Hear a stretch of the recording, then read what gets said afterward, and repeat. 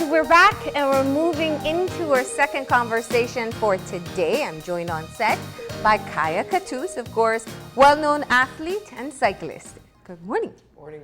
Yeah, a bit redundant, but still the same. We know you as a cyclist and we also know you as an overall athlete. But Kaya, first of all, let me just say congratulations on your performance in the Intelligentsia Cup.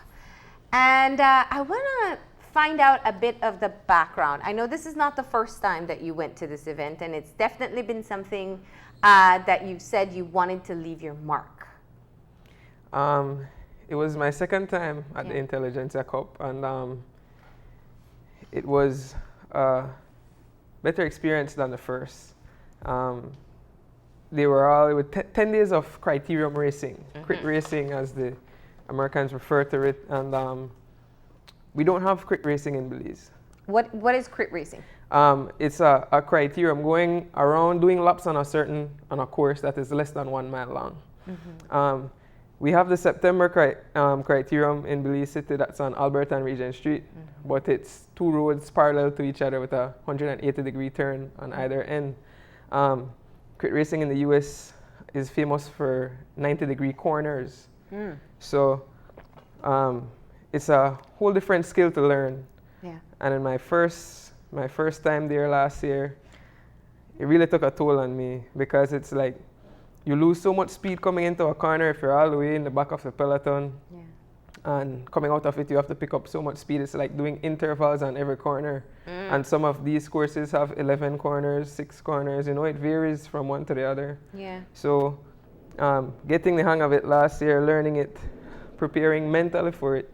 This year I went in and I did way much better. Why does this particular event appeal to you so much that you ventured to go even last year?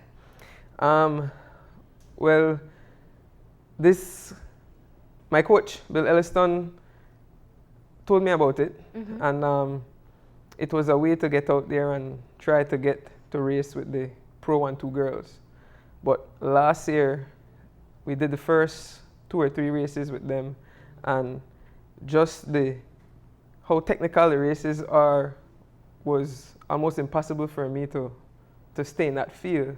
And that is actually what we're aiming towards, actually getting there. So hopefully now next year when I go back, that will be the aim, to race with the Pro 1-2 girls. This year I did it again with the 2-3, and I think I really got the hang of it. So what you're explaining are obviously levels of athletes, exactly. Right? So like one would be the most professional level, and then there's the entry point as well. Well, the entry point would be 4-5. Okay. So when you come into cycling, you start as a category 5, and you move your way up to a 1. So you're at the mid-range. Right now I'm at a 2.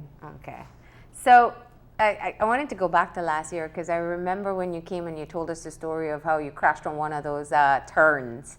So you're going back this summer, or you went this summer, and you were preparing for that. How do you, when you have a fall in anything, it sets you back. You have a level of fear or anxiety that develops. How did you prepare here for it? In Belize, it's hard to prepare for corners because, like, going home, I would try to, pull into my lane really hard, but it's tricky because there's a lot of dirt on the side of the road, so your bike would tend to slide.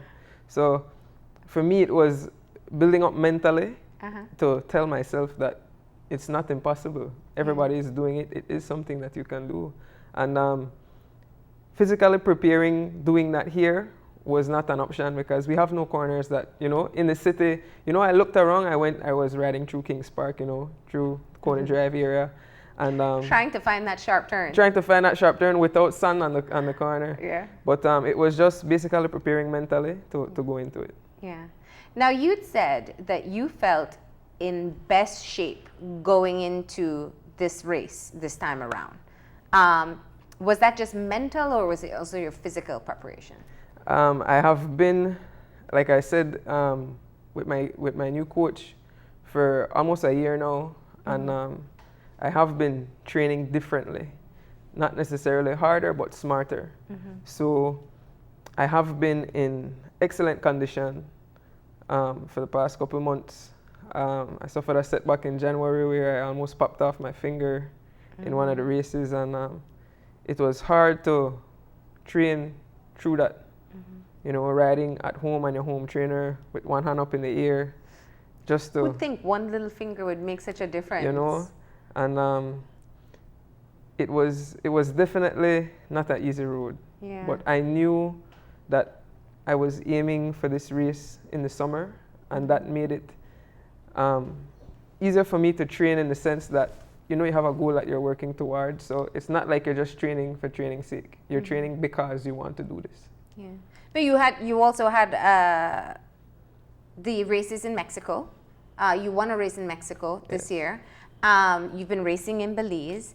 And so you have all of this leading up to the summer race, the Intelligentsia Cup. Tell me about how it went. Well, I was determined to get on the podium. I had one race set that I told myself, this is the perfect course for you. It's the least technical. And they actually called it a road race.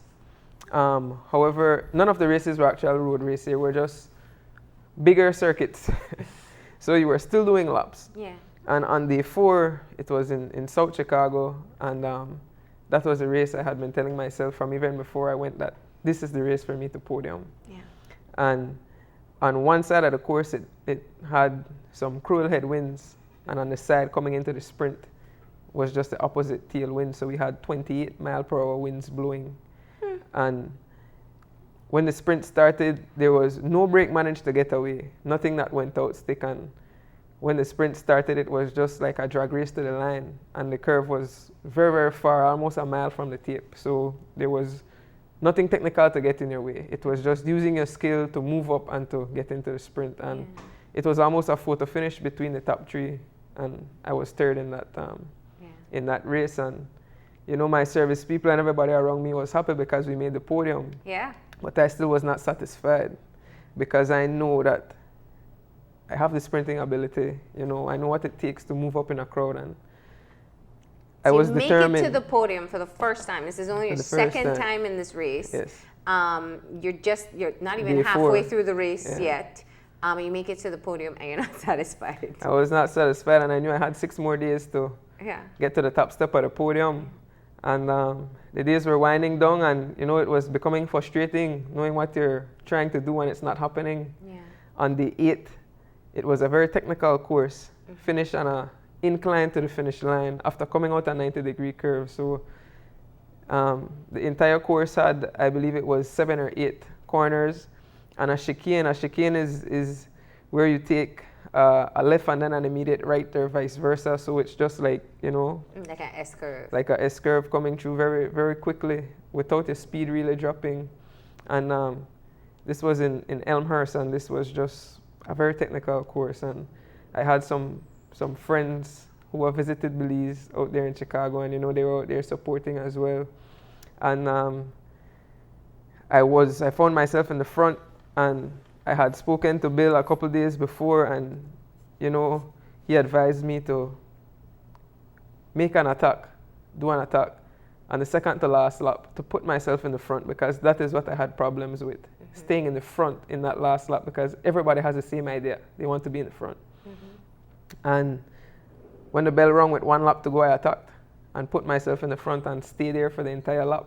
So I came out the corner like 5th position, and when the sprint started, I did my thing, and I came all the way to the front, and I peeped under my both arms, left and right, and there was no one there. So I freewheel, and I was about to celebrate, and boom, somebody passed me for that first place. And I mean, this is a lesson that I had learned a long time ago. Never celebrate until you cross the line. But it was just something that, you know, you had been building up for a while. And I thought to myself, this was a shot at the top step of the podium, and you just blew it.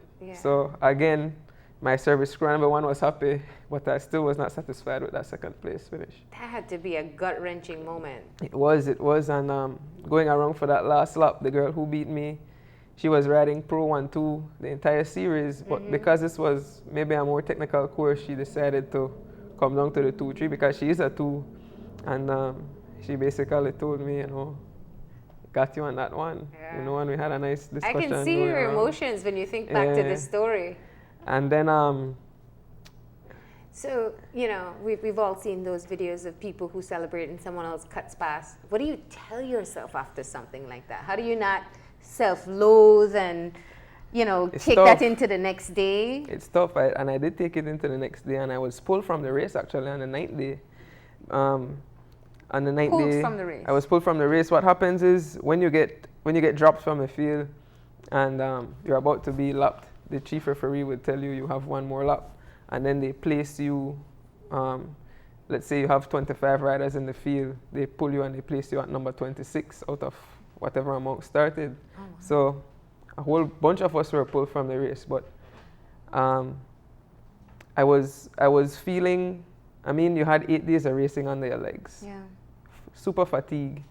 You are still self-loading from the day before, and it was just a tough day.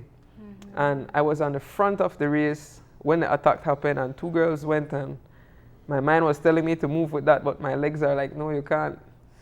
And I watched that go, and those 2 girls that break actually last, and they finished first and second. And the group that I was in sprinted for third, but I freewheeled out of that group, went to the back group, and we were all pulled. And so I had like 2 laps to look at the rest of the race and, see what was going on. And I thought to myself, you can't come all the way out here and you have one more day to give it a go. I went home that night, got a massage, I thought I was crazy speaking to myself the entire while. Did you recognize that it was kind of mental? I mean, so at that point you're 9 days racing. Mm-hmm. It's the physical exertion alone, the mental exertion of just wanting to perform well, and then the massive disappointment that happened on the 8th day. What do you tell yourself? I mean, do you say, okay, I got to push through the pain, the fatigue, or are you just kind of getting your head back into it? I have a friend who is a sports psychologist, and I spoke to her, and she asked me, like, what was I telling myself? What was I thinking? And when I explained to her, they were basically good thoughts with negative things in front of it. For example, coming into a corner, I would say, don't break, don't break. But she's like, all your mind is registering is the don't, And these were the kinds of things that were in my mind going into the 10. Don't do this, and it was more just to train yourself to think the same way, but without the negative aspect in front of it, because what your mind registers is the first thing that. Mm-hmm. So, I mean, I went into the 10 and, I kind of told myself to take away the don't. Yeah. And I was under some serious pressure physically, fatigue, my legs were aching. And at the start line, I remember asking the girl who lined up beside me, I was like, is it only me or are your legs aching too? Mm-hmm. And she said, well, today is day 10. We've raced for 9 days, yes. Mine feel the same way. It's not only you. So, that kind of gave me a bit of relief, thinking to myself, okay, it's not only you. Everyone here feels the same way. Yeah. So in the race, I was thinking, you're under pressure, but everybody's under pressure. And, I followed all the attacks. I made sure to get in those corners correct. This race had the biggest crowds because it was in downtown Chicago. And the last day. And a whole lot of Belizeans were out there, They were out there on the last day. And since it's a criteria race, you're passing them. You're passing them all the time. And you see Belize flags and people yes, shouting your name. Every lap. And that was some sort of motivation. And coming down to the last lap, second to the last lap, I did the same thing, make the move to make sure I was in front. Mm-hmm. Came around the entire course, came out the last corner, maybe 4th or 5th. And as soon as we came out the corner, the girl on the front, she was the person leading the omnium. And the omnium is the amount of points you accumulate throughout the 10 days. Yeah. And she was on the front, and she started the sprint as soon as she came out the corner, and she came out first. So I decided, well, I have to go from here. And it was because usually you'd wait for a shorter distance. And it was just a long drag race to the line. And I just could remember passing people up the middle, left and right, and thinking to myself, you're going to get it today. And I had remembered what happened to me on the 8th, and I was like, you're not freewheeling before the line. Mm-hmm. You got to push through, and so I did. So in the videos, you see the celebration. after I passed the line. Lesson learned. Lesson learned. And I think on day 10 was the day that I felt accomplished. But we don't want to miss the highlight of the story because not everybody may know. So you won the race on the final day. I won the race You on beat the the person final day. who won the overall race in time. I did. Yeah. I did. And, So tell me about that moment. So you're saying to yourself, listen, I'm not going to do anything until I'm sure. exactly. And you see yourself kind of moving towards or moving past people. Tell me about that moment when you finally do pass her and you realize you got that it. I won. I mean, I went so hard that my entire bike passed the line before the second place person. Wow. And my legs were on fire. And I was just thinking to myself that this is it. There is no tomorrow to make up for your mistakes today. You have to do it now. And I just went as hard as I could. And usually, going into a race, coming down to a sprint, I'm a sprinter, so I'm always thinking, celebration. What are you going to do? Mm-hmm. And in this race, that was not even a part of my mindset. Mm-hmm. Coming down on that sprint, it was not about what you're going to do if you win. It's about how are you going to get to the tape before. Yeah. And when I crossed the line, I didn't even know what to do. I threw up both hands. I did a drum roll. I had no idea, and it was just a moment that, this was the first time I won a race in the US, and a criterium at that. It was the only Belizean in the race? Yes. Yeah. In the female race, because we had 2 junior guys. In the male. Yeah. Who also went. But, I mean, it was just, I thought to myself, if one race is in Belize, if one race is in Mexico, if podium elsewhere, but you actually, all the setbacks that I had from January to the point of the race, I thought to myself, all the sacrifices that you have made, this is what it was for. So. Wow. That has to be, that's such a powerful moment. I've seen the video. I know we try to get it. It's on Facebook. But that is perhaps, I think, a moment of, I don't want to say pride. It's just, it's not strong enough. But I'm just trying to imagine, you've had such a long career in cycling, and we've seen where you push yourself into races, into competing in races that not necessarily you're going to represent Belize. You just keep on wanting to outdo Kaya and what Kaya can do in different areas. What does this one race mean for you? You talk about it being your first US win. You talk about it about overcoming perhaps the issues of this year. But it's also a propelling moment for what can come. I think it definitely boosts your mindset. Mm-hmm. You think to yourself that if you can do that, then what can't you do? I mean, I work a 9 to 5 at home. I train in the mornings. I do exercise class in the evening times. My day is just packed. And I still find the time to train properly and make sure that I am prepared to race, not only locally but internationally. I have won every race on the cycling calendar in Belize from January to present. I race a lot with the guys. My dad and brother do races through Boom on Thursdays and Saturdays. And usually I'm the only female, mm-hmm. racing with the guys. And weeks before my departure for Chicago, I was podiuming with the guys, and I actually won the race the Thursday before we left. Mm-hmm. So, it's just everything that has been leading up to that. And now, coming back from Chicago, I might still be paying for this trip until next year this time, but I already want to go to the Tour of Tobago right here coming up in October. It's a female tour, 4 days long in Tobago. And a lot of competition will be there. They have a lot of climbs. Yeah. But they're all 4 road races. And, it's just looking at these things, looking at what is on the calendar. And for me, it's not what I'm physically fit to do, because I will always challenge myself and push myself to the level that I need to be to mm-hmm. compete wherever I go. But it's always what's financially attainable. Well, I don't think you should breeze past that fact. You had to fundraise to yes. go to Chicago for this race. Definitely. Yeah. And so are you surprised? Were you able to get all the support you need? And, What was that like?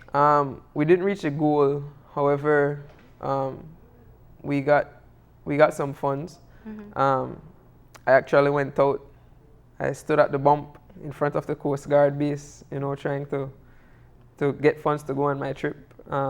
We had people passing there, and one person that I remember is Miss Mackenzie from the Department of Youth Services, and she was shocked to see me standing at the bump, and she was like, I will have my secretary call you on Monday. And I said to myself, okay, everybody pass and say they'll pass, but Miss Mackenzie did have her secretary call me, and I did get a donation from the Department of Youth Services. And so why wasn't this sponsored by the ministry or the federation?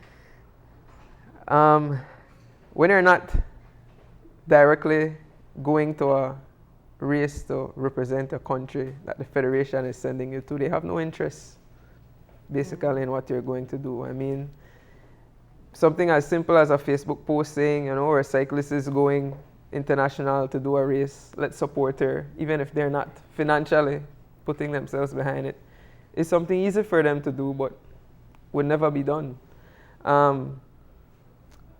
The back and forth with the federation, I have basically grew past that and put that behind me and learned that if you are going to depend on a federation to get somewhere, you're not going to get anywhere.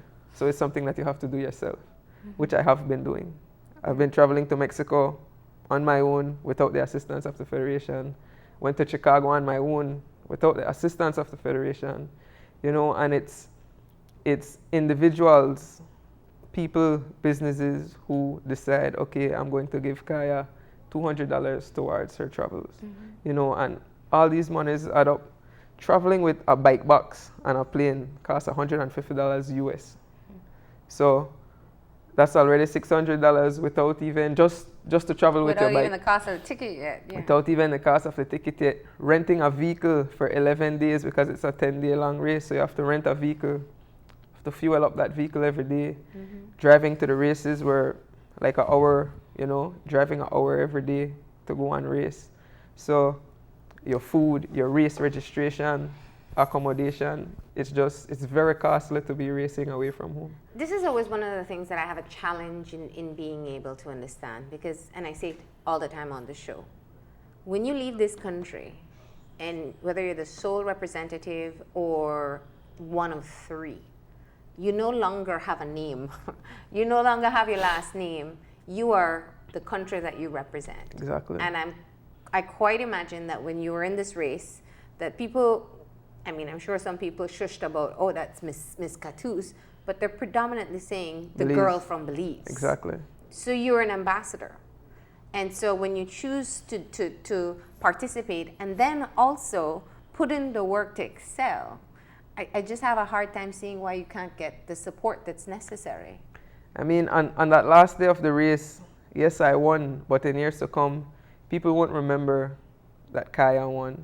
They will remember a girl from Belize. Come. Exactly. So whenever you step outside, you are representing your country. Yeah. Recently, I won the National Road Champion, and I had a jersey made, my National Road Champion jersey made just so that I could use it out there. And I was riding with Belize all over from head to toe, gloves, socks, everything, because that is where I'm from and that is what I represent, regardless of the troubles that you have. Yeah, and it's unfortunate. I didn't want to get this conversation moving in this direction, but I know it continues to be an issue that athletes face.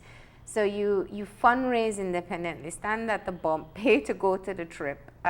You do well. Now, overall, your score. So you podiumed at third, second, and then on the last day, the first. That was the big win. Overall, how did you do? Fifth. Fifth place. I was fifth overall. So close. So close. What was the time difference that would have made that you could have gotten to the podium? Points. Sorry, yeah. I don't remember the points. Is it close or you feel you still have more work to do? Yeah, I still have more work to do because some days I was finishing 14th, and the girls in the top 3 were always in the top 10. Okay. So, some days I was out at the 10, some days I was even out of the 20. Like on the first day, on the first day, 2, 3 only have 9 days of racing. So what we do is ride with the Pro 1-2 on the first day. You know, most people travel, get there the day before, you know, so just to get your legs spinning and get into it. So on the first day we rode with the Pro 1-2. So the field was big, maybe 60 cyclists or more. Yeah. And you know, even that is something nerve-wracking, lining up in a field of so many women. It's not something you're used to. Yeah. Now, Kaya, what's your goal? What are you working towards? Because you're pushing in a sport where there's so few people to compete with locally. And we can go down the rabbit hole of the lack of support for female sports in general. But you keep on pushing. You keep on traveling to compete, and you keep on doing well and representing us. What is your goal that you're working towards in your mind? If you had asked me this question a year ago, my answer would be Tokyo 2020. But the closer you get to that, the more you realize that it's almost impossible. The races that I do aren't necessarily qualifiers. And to get to the qualifiers, you need to go through your federation. It's not something that you can say, I'm going to go on my own. Yeah. If it were, Tokyo 2020 would most likely be a reality. But Belize does compete in some of the qualifier races. We do. In 2017, because as you know, the Olympics, it's a 4-year cycle leading up to it. In 2017, we went to the Central American Games in Nicaragua. I placed 4th, just one off the podium. In 2018, last year, we went to Dominican Republic for the Caribbean Cycling Championship. In the time trial, I was maybe 8th, which was second to last. And maybe I'm a minute and change or even 2 behind. I don't recall the time. But time trialing is not my specialty, and unfortunately, you have a time trial and a road race. In the road race, I was 5th or 6th. And it's always in a big field of women for the road race, you know, and we did not qualify. Yeah. For whatever reasons. We had countries finishing in front of Belize for the road race that aren't Pan-American countries. So you would automatically move up a place or 2, so your 6th place finish would then become a 4. Let's say the top 5 countries would qualify. Yeah. But however that works, and I don't want to slam the federation or get into all that, because I have not taken the time out to sit down and understand that. Yeah. But I think that there is more that we can do as a federation, looking at these things and you know, pushing for at least to get even wildcard selections. You know, there are things that can be done, but we just look at things and say, oh, okay, we didn't automatically qualify, so we're just going to leave it at that. Yeah. So you said a year ago it would have been Tokyo 2020. So what's the goal today? For me, it's just to do as many cycling races as I can internationally. And what I want to do is be able to compete at that professional level, the Pro 1-2 level, internationally. And next year, that is my goal for Chicago, to be racing in the Pro 1-2 field and to do as good as I did this year.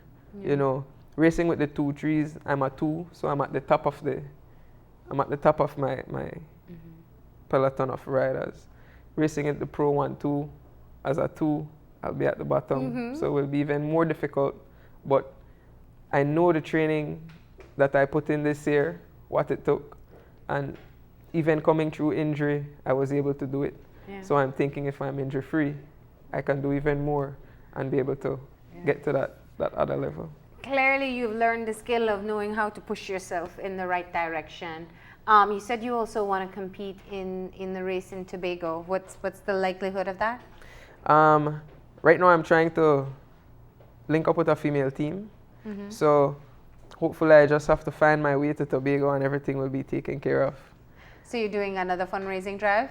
I will have to. All right, Kaya. Well, you know, once you do just let us know so we can have people aware of the fact that you're looking for support. Definitely. We do appreciate you coming in. I don't want to forget to mention that you were awarded at the Belize Fest in Chicago as well. I think Belizeans internationally, well in Chicago, they were overwhelmed. You know, a whole bunch of them came out on the last day of the race, and I think on that last day it's easier for people to get to the race. You know, the days before, you know, you're out in the suburbs, you're far away from different things. Yeah. But we did have Belizeans almost every day, one or two at a race, you know, that was close to their neighborhood.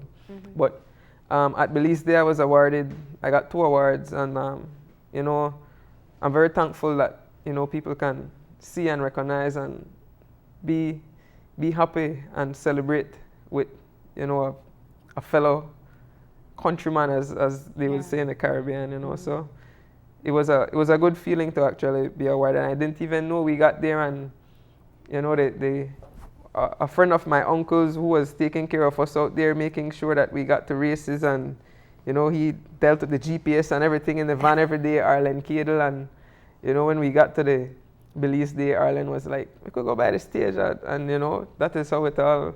And we went to the you bar. were surprised. I didn't really know what was that, you know, I was going to be awarded on stage or whatnot. But well, rightly deserved. And definitely. we do appreciate you coming in and telling us all about your journey. And of course, we look forward to continuing to see your success and you coming in and telling us the scoop as well, all right? Thank you. Thank you too.